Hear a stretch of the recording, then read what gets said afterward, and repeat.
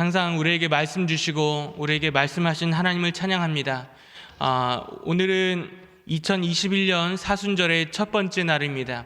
사순절은 주일을 제외한 평일 40일간 우리가 경건하게 예수 그리스도의 십자가를 묵상하면서 나를 위해서 십자가 달려 죽으신 예수 그리스도를 기억하는 그런 절기가 사순절인 것입니다. 40일 동안에 우리 삶 가운데 절제하고 또 경건하게 삶을 사는 연습을 함으로 인하여서 하나님께서 우리를 기쁘게 여기시는, 또 이 땅을 하나님께서 정결케 하시고 거룩하게 하시고 회복시키시는 그런 2021년 되기를 간절히 소망합니다. 하나님께서 오늘 보약을 먹읍시다 54번째 시간을 함께 가지고 있는데, 54번째 시간을 통하여서 우리 수요 예배를 계속해서 드리고 있지만 재수요 예배를 시작하면서 하나님께서 우리에게 주시는 이 말씀을 단순히 이 성경을 우리에게 주셨다 이렇게 기억하기보다는 바로 나에게 지금 이 시간 현재 말씀하신다 이렇게 생각하면서 우리가 말씀을 공부했으면 좋겠습니다. 영화를 볼 때나 책을 볼 때나 가장 재미없게 보는 사람은 남의 일이다, 남의 이야기다 라고 생각하면서 보는 사람은 굉장히 재미없게 보는 사람입니다. 그런데 반면에 굉장히 재미있게 보는 사람은 나를 그 가운데 대입시켜 보는 것입니다. 성경 말씀이 왜 지루한가? 왜 성경 말씀이 읽어지지 않는가? 왜 성경 말씀이 이해되지 않는가? 왜 성경 말씀이 남의 이야기인가? 그것은 바로 이 성경 말씀이 나에게 말씀하시는 경고라고 우리가 생각하지 않기 때문인 것입니다. 오늘 아모스 선지자를 통하여서 이 아모스의 입을 통하여서 하나님께서 나에게, 우리에게 주시는 이 말씀이 바로 우리 심령을 울리는 귀한 뜨거운 말씀이 되어지길 간절히 소망합니다. 아모스 프린트를 보시면 대단히 감사하겠습니다. 아모스의 이름의 뜻이 있습니다. 아모스의 이름의 뜻이 있는데 여호와의 짐을 진 자 혹은 여호와가 보존하는 자라는 뜻을 가지고 있습니다. 이 아모스 가장 중요한 이야기는 이것이죠.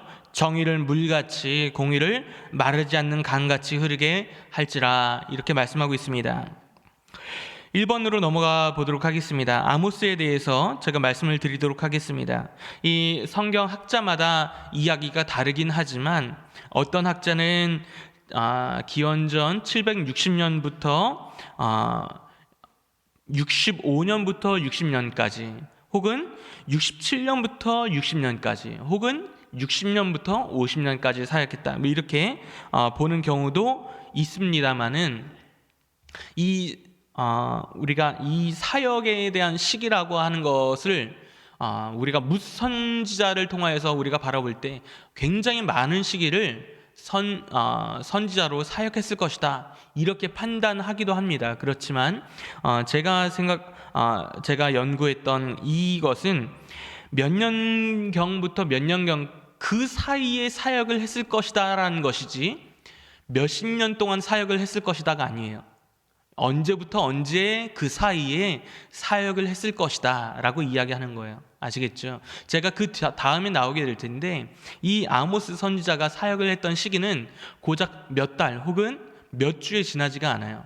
그래서 우리가 그 시기는 굉장히 이제 넓게 보지만 그러나 사역을 오래 한 건 아니었다라는 것을 우리가 주목하여 볼 필요가 있습니다. 북이스라엘에서 사역을 하게 되었습니다. 그런데 아모스는요 특징이 자기가 자기의 이름으로 선지서를 기록하게 된 첫 번째 선지자다라는 것을 우리가 주목하여 볼 필요가 있습니다. 예를 들자면 우리가 엘리야와 엘리사 아주 능력의 선지자 아니겠습니까? 그런데 그런 선지자들이 자신의 이름으로 성경을 기록한 것은 아니었지만 이 아모스가 첫 번째 내 이름으로 선지서를 쓰는 것입니다. 하나님께서 아모스를 통하여서 말씀하신 첫 번째 책이 바로 아모스이다. 그렇다면 그 뒤에 나오는 선지서들은 아모스의 말씀에, 하나님의 말씀에 영향을 받았을 수도 있다라는 것을 우리가 염두에 둘 수 있는 것입니다. 아모스가 스스로에 대해서 목자다라고 이야기를 하는 것을 우리는 주목하여 볼 필요가 있습니다. 그런데 이 목자는 뭘 치는 자입니까? 양을 치는 자이고 또 소를 치기도 하고 염소를 치기도 하지 않습니까? 그런데 이 아모스가 직업으로 삼았던 목자, 이것은요, 성경에서 우리가 이야기하는 목자와는 약간 다릅니다. 우리가 시편 23편에 여호와는 나의 목자시니 이렇게 이야기하는 거예요. 그런데 이 다윗이 하나님에 대해서 여호와는 나의 목자시다라고 이야기하는 그런 시적인 은유적인 표현은 자신이 내 양을 친 것이 아니라 아버지 양을 친 거예요. 그러니까 이 다윗이 고백했던 그런 하나님에 대해서 자신의 입장을 나타내서 이야기한다면 나는 내 양을 치기보다는 나는 고용된 사람이다 라고 표현될 수 있는 거예요. 그런데 이 아모스는 내가 목자다 라고 이야기했을 때는 목축업을 굉장히 크게 하는 그런 사람이었다라는 것을 알 수가 있습니다. 그 당시에 어떤 일이 있었냐면 양을 많이 기르는 거예요. 많이 기르다 보면 양의 가죽도 필요하고 양의 털도 있고 또 양의 고기도 있지 않습니까? 근데 많이 기르다 보니까 이것을 수출을 하게 되는 거예요. 그러니까 이 아모스는 내가 목자로서 굉장히 많은 양을 내 스스로 치고 고용인들을 고용하고 그래서 굉장히 큰 어마어마하게 큰 목장을 운영하던 목장 운영자다라는 것을 우리는 히브리어 단어를 통해서 알 수 있는 거예요. 그것이 바로 노케드라는 단어를 통해서 알 수 있게 되는데요. 특별히 목자라고 표현하면서 또 뭐라고 이야기하냐면 뽕나무를 재배하는 자다 이렇게 이야기하는 거예요. 그런데 여기서 이야기할 때 돌무화과 나무라는 것을 우리가 알 수 있습니다.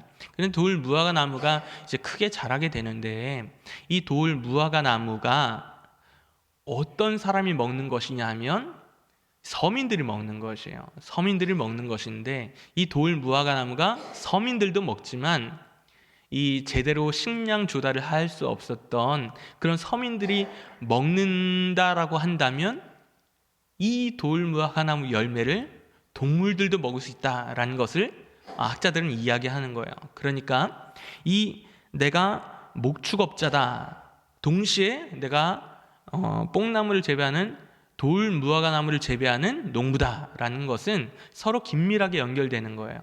내가 기르는 양떼들, 내가 기르는 소떼들이 돌무화과나무 열매를 먹게 되니까요. 그래서 이 아모스 선지자를 통해서 우리가 알 수 있게 되는 것은 이런 직업을 가지고 있다라는 것을 볼 수가 있어요. 그 특징에 대해서 넘어가 보면 자신의 이름을 딴 첫 번째 예언서다. 그 다음에 직분이 있는데 평신도라는 것이 굉장히 중요한 것입니다. 제가 평신도라고 적었는데 더 정확한 직업을 굳이 이야기한다면 우리는 이렇게도 이야기할 수 있을 것 같아요. 유통업을 종사하는 사람. 우리가 아까 이야기했던 대로 목축업을 하고 뽕나무 재배도 하지만 이 모든 것들을 다 유통하는 비즈니스맨이다라는 것을 우리는 알 수 있을 것입니다. 그런데 이 평신도를 하나님께서 불러 세우셨다. 이것이 굉장히 우리에게 굉장히 메시지를 주는 바가 있을 것입니다. 다니엘도 마찬가지였죠. 그 다음에 보니까 아모스가 하나님께서 북이스라엘의 우상 숭배와 사회 불의를 엄히 심판하시는 내용에 대해서 1장부터 9장에까지 폭넓게 나오게 된 것을 알 수가 있습니다. 아모스의 분류는요, 소선지서에 되어 있습니다. 그리고 북이스라엘에 하나님의 말씀을 선포한 예언자 중에 한 명이었다라는 것을 알 수가 있습니다. 그런데 제가 아모스, 호세아, 요나 이렇게 적어놨는데 이것이 중요한 이유는 우리가 여러 선지자들을 알 수가 있는데 자기 이름을 기록한 16명의 선지자 중에서 3명만이 북이스라엘에서 말씀을 전파했다. 나머지는 어디서 전파했습니까? 남유다에서 하나님의 말씀을 전파했다는 것을 알 수가 있죠. 그런데 아모스는 특별히 호세아나 요나와 구분되는 점은 남유다 사람이라는 거예요. 이 남유다 사람인데 하나님께서 어디 가서 복음을 전하라고 말씀하십니까? 북이스라엘에 가서 심판의 말씀을 전하라 라고 말씀하신다는 거예요. 그 점이 굉장히 특별하고 유일무이하다라는 것을 알 수가 있습니다. 그 핵심 요절로 넘어가 보면 8장 11절의 말씀을 우리가 함께 읽게 되었는데 5장 24절의 말씀이 굉장히 많은 사람들이 알고 있는 것이라고 저는 생각합니다. 함께 읽도록 하겠습니다. 시작. 오직 정의를 물같이 공의를 마르지 않는 강같이 흐르게 할지어다. 8장 11절 다시 한번 읽을까요? 시작. 주 여호와의 말씀이니라. 보라, 나를 이를지라. 내가 기근을 땅에 보내리니 양식이 없어 주림이 아니며 물이 없어 가람이 아니요 여호와의 말씀을 듣지 못한 기갈이라. 아멘. 이 당시의 북이스라엘은요, 하나님께 예배하던 특별히 베델에서, 그리고 하나님의 말씀이 분명히 선포되던 것이었음을 우리는 알 수가 있습니다. 지금도 마찬가지죠. 우리가 코로나로 인해서 집에 많이 있게 되는데 신방을 하다 보면 많은 분들이 신방하기 전까지 CTS, C채널, 여러 가지 기독교 채널들을 보고 계세요. 그러면서 수많은 말씀들을 듣고 계신 것을 발견할 수가 있었습니다. 그런데 이 말씀을 계속해서 들으면서 이 말씀을 정말 은혜를 받고 이 말씀이 나에게 주시는 하나님의 말씀이다 라고 생각하고 들으시는 분이 있는가 하면, 그러나 수많은 말씀이 쏟아질지라도 이 말씀 가운데 더 깊이 들어가지 못하는 그런 제한적인 은혜를 받고 계신 분들도 있는 것을 발견하게 되었습니다. 제가 영화를 보게 되는데, 한편의 영화인데 이 어떤 세 사람이 조난을 당하게 된 거예요. 조난을 당해서 이 망망대해에서 이 노를 젓는 배를 타고 있는데 이 사람들이 점점 지쳐가는 거예요. 왜 지쳐가냐 보니까 물이 없어서요. 그런데 이 사람들이 떠 있는 곳이 어디입니까? 망망대. 물 위에 떠 있는데 물이 없어서 이 사람들이 생기를 잃어가더라고요. 비가 내리니까요, 여기 빗물을 받아서 먹더라고요. 먹고 한 사람 죽고 두 사람. 그래서 이것을 바라보면서 이 아모스 선지자가 이야기하는 것은, 왜 하필이면 남유다의 이 뽕나무 재배하는 목자를 하필이면 쓰셔서 북이스라엘의 말씀을 전파하게 하시려는가, 이것을 우리가 발견해 볼 때 얼마나 하나님이 급하셨으면 이런 생각도 들지만, 제대로 된 사역자가 제대로 된 말씀을 전파하지 못했기 때문이다 라는 것을 알 수가 있는 거예요. 왜 그런가? 이것은 정치와의 종교인 간의 그 결탁이 있었기 때문인 것입니다. 그래서 이 북이스라엘에서 사역했던 아마샤라고 하는 그 선지자가 있었는데도 불구하고 그가 전했던 말씀은 왕을 칭송한 것이었지 하나님을 정상적으로 예배한 것이 아니었다. 그러니까 북이스라엘에서 교회가 있고 제사가 있고 헌금이 있고 11조를 드리고 하나님 앞에 제사를 드리지만, 그러나 하나님께서 받지 않으셨다라는 것을 말씀하고 있는 것입니다. 그래서 8장 11절의 말씀을 통하여서 이 북이스라엘이 하나님의 말씀을 듣지 못해서 결국 목말라 죽게 된 상태다라는 것을 우리는 알 수가 있는 것입니다. 자, 아모스 2번 배경으로 넘어가 보면 시대적 배경이 나오게 됩니다. 시대적 배경이 나오게 되는데, 큰 지진이 기원전 760년경에 있었다라고 고고학자들이 발견을 해냈습니다. 그런데 하나님의 말씀이 그 전에 2년 전에 땅을 하나님께서 움직이시기 전에 이 아모스 선지자를 통해서 먼저 보게 하시고 또 그것을 또 예언하게 하신 것을 알 수가 있습니다. 그러나 하나님께서 이 아모스를 통하여서 예언하셨음에도 불구하고 북이스라엘이 722년에 멸망하게 된 것을 볼 수가 있습니다. 그러니까 하나님의 말씀이 전파됐음에도 불구하고 그들의 죄악을 멈추지 않았다라는 것을 알 수가 있죠. 그 다음에 니느웨가 멸망하게 되고 그 밑에 남유다가 마지막으로 멸망하게 된 것을 우리는 알 수가 있습니다. 그런데 이 아모스는 이 시기, 여러분들 보이시는 흑백으로 되어 있어서 잘 안 보이실 수도 있는데 이 요나 다음에 아모스가 이제 사역을 했다라는 것을 알 수가 있고, 호세아는 아모스 선지자 10년 뒤에 사역을 했음을 우리는 볼 수가 있습니다.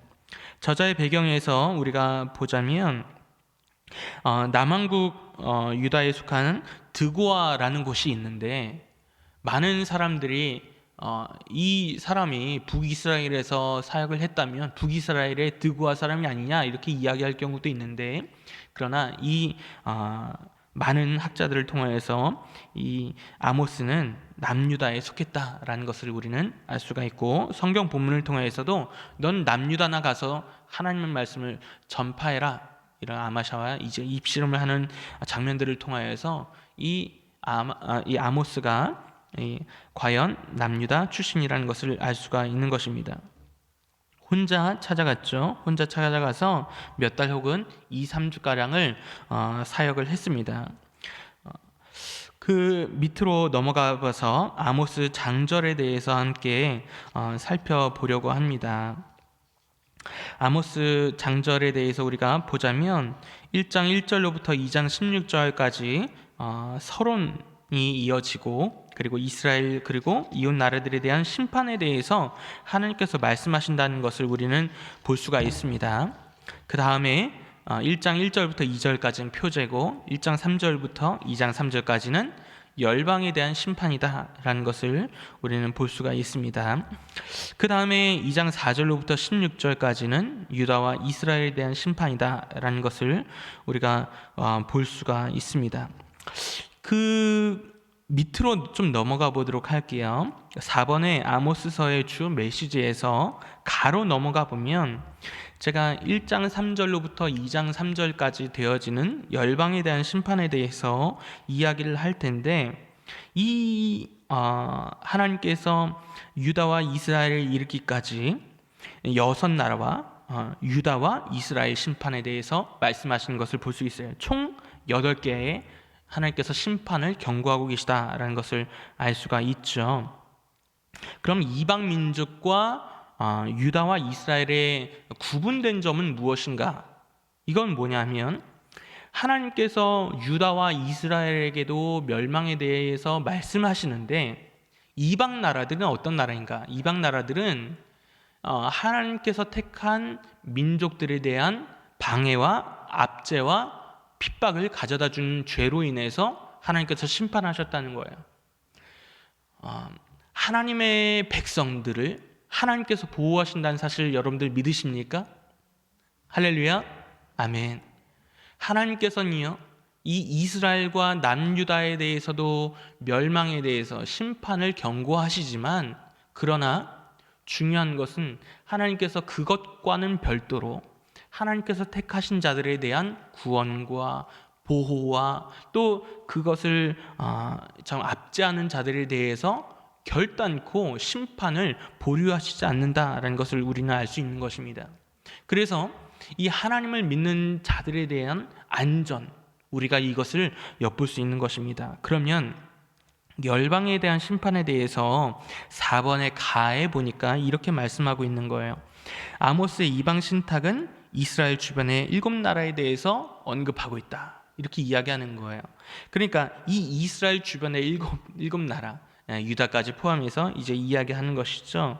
그래서 하나님께서 이 이스라엘에 대해서 먼저 그 주변 나라들에 대해서 이야기를 하실 때 뭐라고 말씀하시냐면, 이 다메섹과 블레셋, 그리고 두로와 에돔, 암몬과 모압, 이것에 대해서 철저하게 이야기를 하시는 거예요. 한두 가지를 통해서 이야기를 하시는 거예요. 그런데 서너 가지 죄다라고 이야기할 때는 하나님께서 이 서너 가지 죄가 3가지 혹은 4가지다, 우리 말에 6, 7가지 뭐 이렇게 이야기할 때 그냥 그런 표현이 아니라 관용적으로 많다, 너희 죄가 굉장히 많다, 많은데 특별히 너희 죄는 이러이러한 것들이 특별히 있다. 그래서 너희들은 심판을 피할래야 피할 수가 없다라고 말씀하신다는 거예요. 중요한 것이 있어요. 그러면 여러 가지 다른 나라들에 대한 심판은 우리가 알겠다. 하나님의 나라를 침략하고 인신매매하고 그 무자비하게 무찌른 그 죄악에 대해서 하나님께서 보응하신다, 보복하신다라는 것을 알게 됐어요. 그러면 이스라엘과 유다에 대해서는 하나님께서 뭐라고 말씀하셨는지 그 밑에 보니까 7제로 되어 있습니다. 지금 4번에 가에 7제로 있는데 유다에 대해서 하나님께서 말씀하시는데 유다가 하나님의 계명을 따르지 않았다. 하나님의 말씀이 들렸는데도 하나님의 말씀대로 살지 않았다. 그래서 심판하시겠다라고 말씀하신다는 거예요. 그리고 마지막으로 이제 이스라엘의 죄는 무엇인가? 이스라엘이 심판받아야 될 이유에 대해서 말씀하시는데 이스라엘은 자국민의 인신매매와 가난한 자에 대한 압제가 있었고 성적인 타락이 있었고 채무자에 대한 착취 등의 죄를 저질렀다라고 말씀하시는 거예요. 하나님께서는 이 모든 죄를 기억하시고 그것을 심판하신다라고 말씀하신다는 거예요.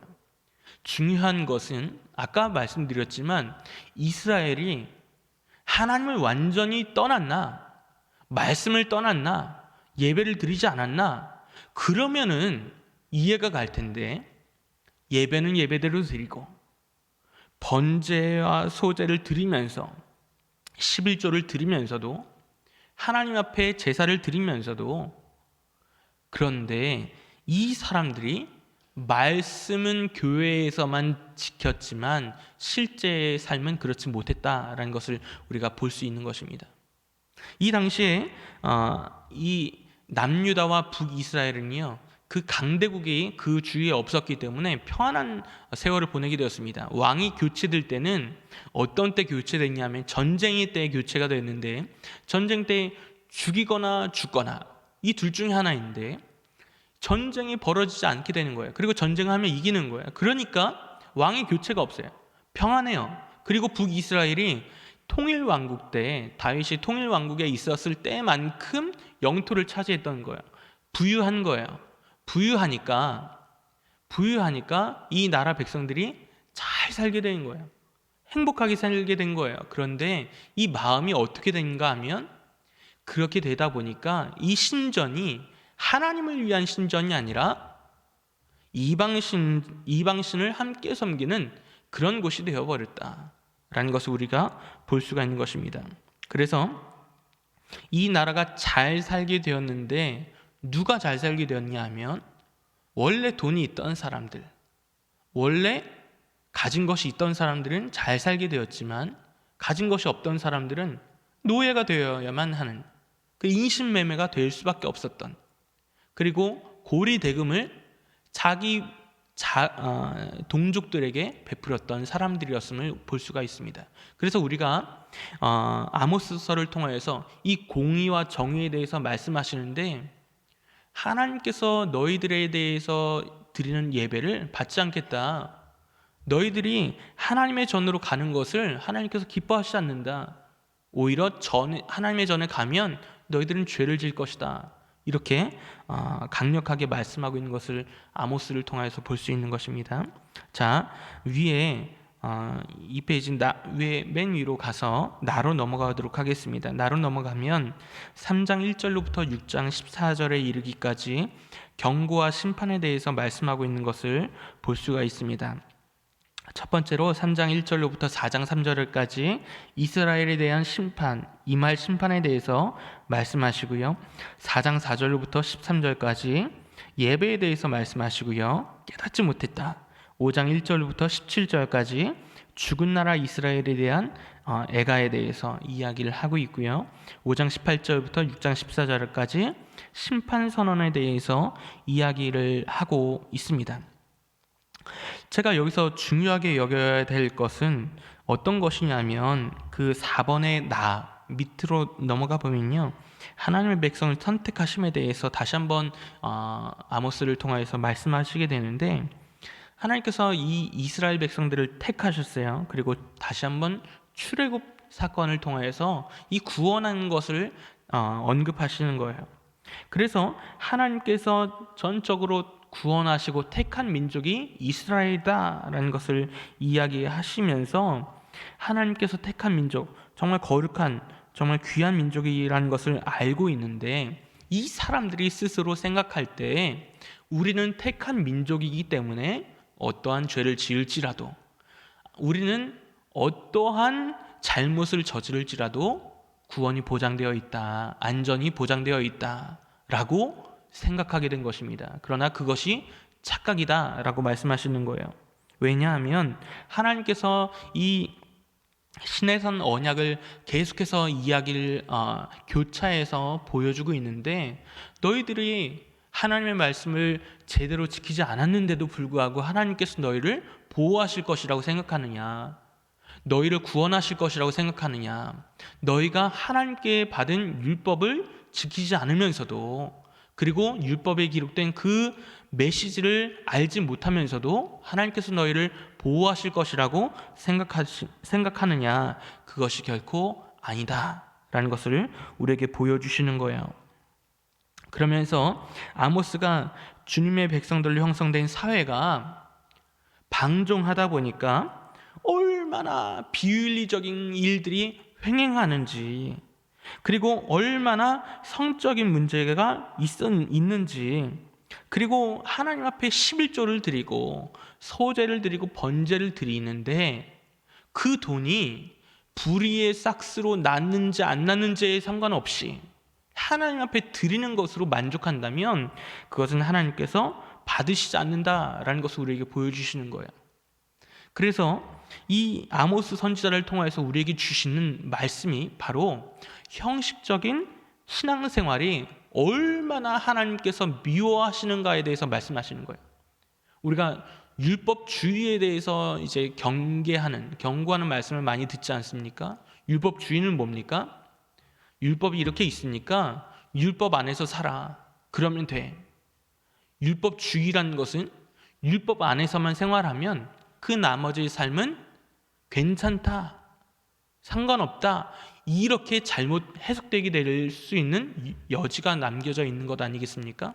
그래서 우리의 삶을 좀 더 편리하게 살고자 하는 그런 사람들의 욕망이 북이스라엘에서 실현되었다라는 것을 알 수가 있습니다. 그래서 이들이 하나님께서 아모스를 통해서 주시는 말씀은, 너희들이 하나님께서 말씀하신 그 율례, 그 의무를 충분하게 진행해 나가는 데 있어서 하나님께서 율법을 주신 그 정신을 망각한 이스라엘 백성들은 하나님께서 기뻐받지 않으신다라는 것을 우리에게 보여주고 있는 것입니다.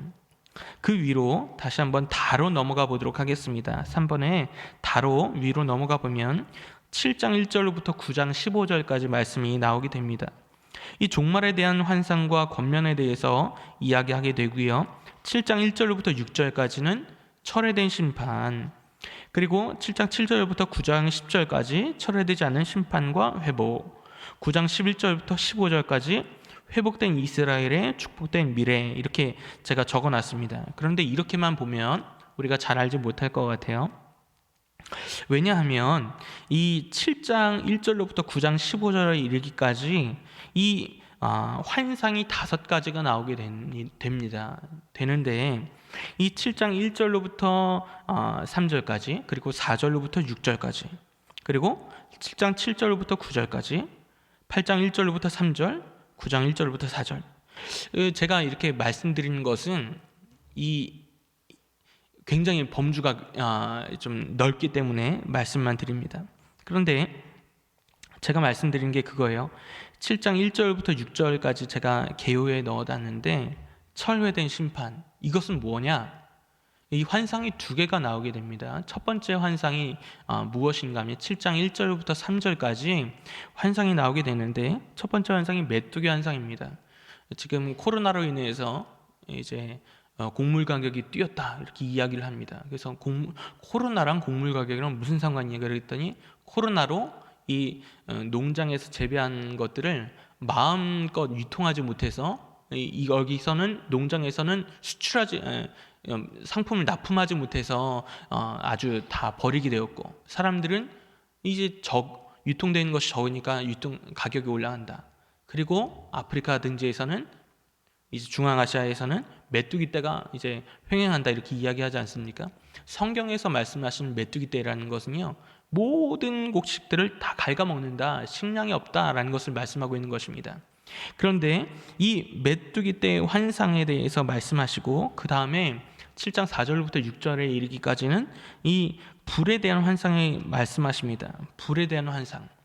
그래서 이 이스라엘 그 백성들에 대해서 하나님께서 심판하시겠다라고 이야기하지만 아모스가 하나님 앞에 간청하게 됩니다. 그래서 하나님께서 이 심판을 철회하겠다는 거예요. 철회하겠다. 얼마나 감사하신 이야기입니까? 이 두 가지 이야기를 또 보여주시지만 하나님께서 아모스의 간청을 들으시고 이 심판을 철회하신다. 그런데 그 뒤에 7장 7절부터 9장 10절에 뭐라고 말씀합니까? 철회되지 않는 심판과 회복.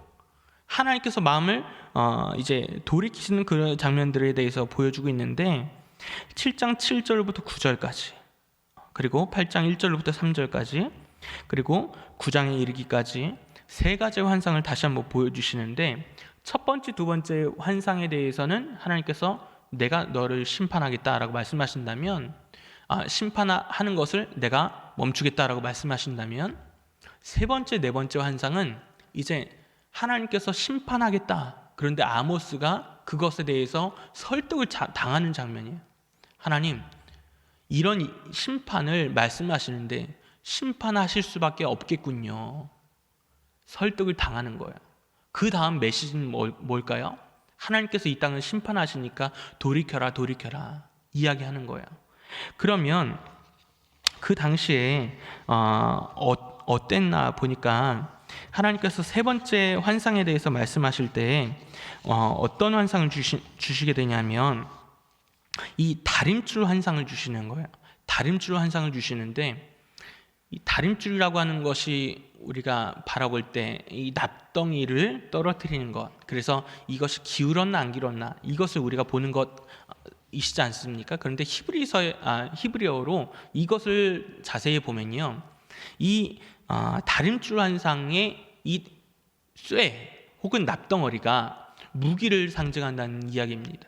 그러니까 다림줄의 환상을 보여주시면서 너 이건 뭐냐? 다림줄입니다. 근데 이 다림줄이 중요한 게 아니라 그 밑에 있는 무기가 중요한 거예요. 이 무기로 이 북이스라엘, 우리는 잘 먹고 잘 살고 있다. 우리는 하나님의 보호를 받고 있다. 심지어는 어떻게 여겼냐 하면, 우리가 부자들이, 북이스라엘의 부자들이 이렇게 잘 먹고 잘 살 수 있는 것은 하나님이 우리를 보호하셨기 때문이다. 그런데 인신매매하고 성적인 범죄 저지르고, 내가 뒤로는 어떻게 해요? 불의의 삭스로 하나님 앞에 예물을 드리는 거예요. 내가 이렇게 예물을 드리지만 이렇게 잘 살 수 있는 것은 하나님께서 우리에게 주신 것이다.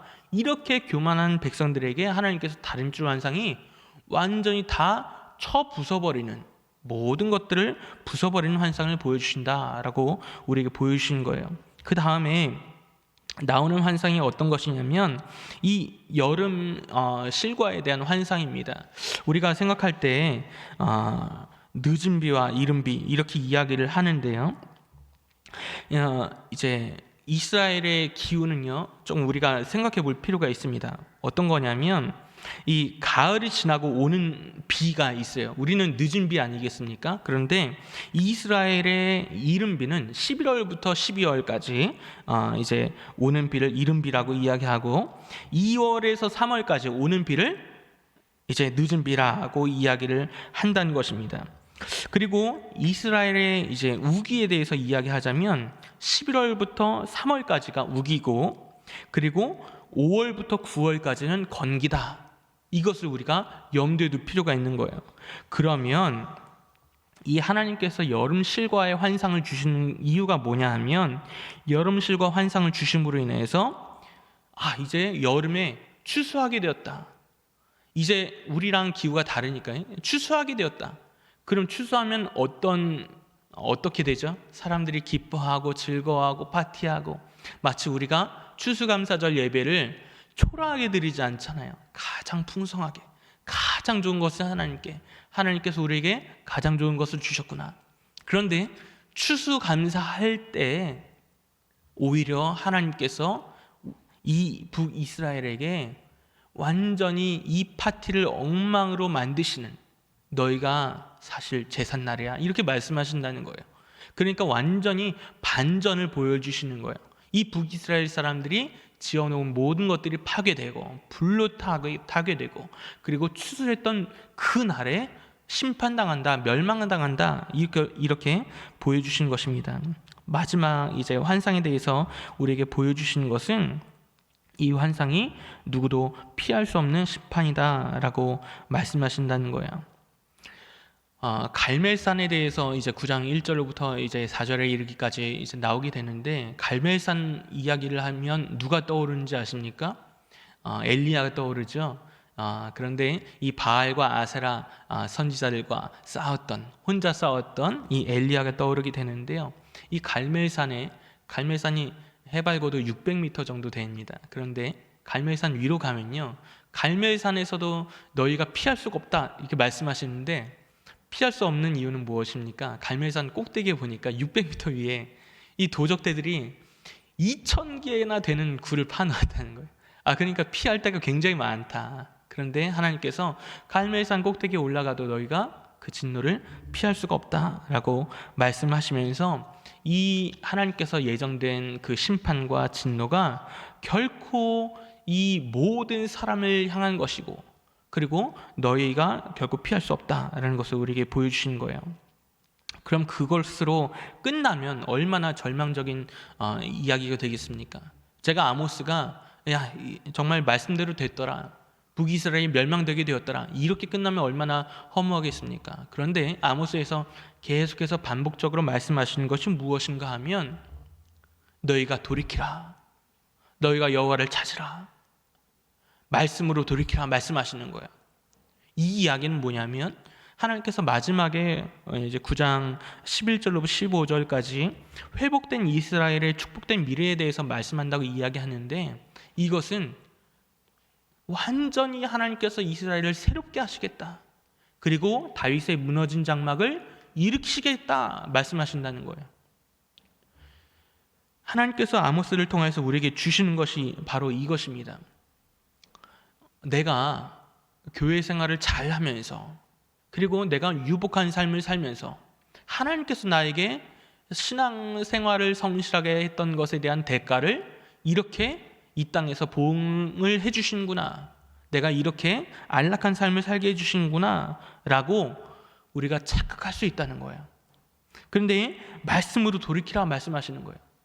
근데 이 강단에서 나오시는 그런 말씀들이 우리 귀를 너무 우리 마음에 흡족한 말씀을 계속해서 이스라엘이 전파하고 있었다는 거예요.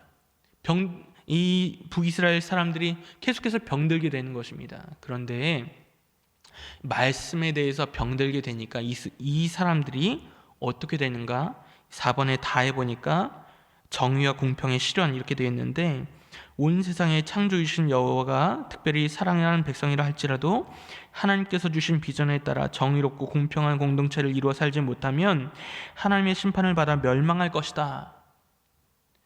정의와 공의를 누가 결국 이루시는가 봤더니 하나님께서 오히려 이스라엘 백성들에게 행하셨다라는 것을 우리에게 보여주시는 거예요.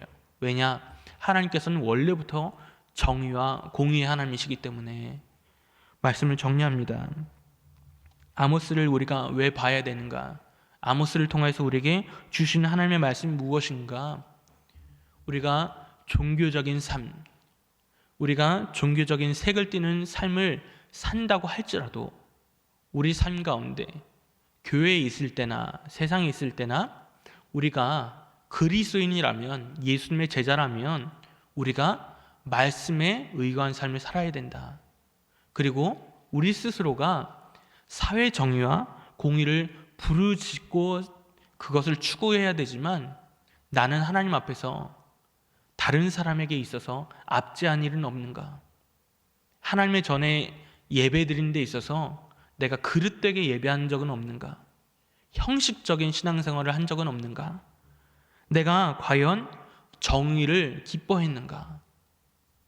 어떤 사람은 이제 물에 물엿을 타가지고 찬송가를 부르면서 휘휘 저으면서 이것을 찬송가를 잘 부른 다음에 이것을 엿이라고 해서 이렇게 팔았다고 이렇게 이야기를 하시는데, 우리가 아무리 찬송가를 잘 부르고 아무리 경건하게 살고 11조와 또 여러 가지 종교적인 행위를 한다 할지라도 우리가 과연 삶이 정의롭고 공의롭지 않으면 하나님께서는 우리를 기쁘게 받으실 수 없다, 심판당한다 라는 것을 우리에게 말씀하고 있는 것입니다. 우리가 하나님께서 기뻐하시는 그런 민족, 하나님께서 기뻐하시는 삶을 사는 우리 모두가 되어지길 소망합니다. 기도하겠습니다. 사랑과 은혜가 많으신 아버지 하나님, 은혜를 감사합니다. 하나님께서 아모스 선지자를 통하여